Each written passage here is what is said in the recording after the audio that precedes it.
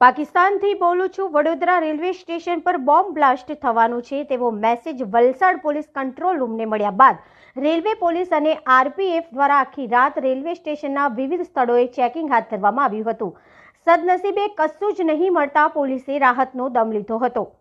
આ અંગેની વિગત એવી છે કે વલસાડ રેલવે પોલીસ કંટ્રોલ રૂમમાં ગઈકાલે રાત્રે એક શખ્સનો ફોન આવ્યો હતો અને ફોન કરનારે જણાવ્યું કે વડોદરા રેલવે સ્ટેશન પર બોમ્બ બ્લાસ્ટ થવાનો છે। હું આઈએસઆઈ એજન્ટ પાકિસ્તાનથી બોલું છું અને મારો મોબાઈલ નંબર આ છે તેમ કહી નંબર આવ્યો હતો। આ જ શખ્સે બીજા નંબર પરથી ફરીથી ફોન કર્યો હતો। દરમિયાન વલસાડ પોલીસ દ્વારા તાત્કાલિક વડોદરા રેલવે પોલીસ કંટ્રોલ રૂમને જાણ કરવામાં આવી હતી। આ સાથે જ રેલવે પોલીસ એલર્ટ થઈ ગઈ હતી। મોડી રાત્રે રેલવે પોલીસ તેમજ આરપીએફના અધિકારીઓ અને સ્ટાફના માણસો રેલવે સ્ટેશન પર બોમ્બ સ્ક્વોડ તેમજ ડોગ સ્ક્વોડ સાથે ઉતરી આવ્યા હતા અને રાત્રે જ રેલવે સ્ટેશનના ટ્રાફિક વિસ્તાર, મુસાફરખાના, વેઇટિંગ રૂમ, પાર્સલ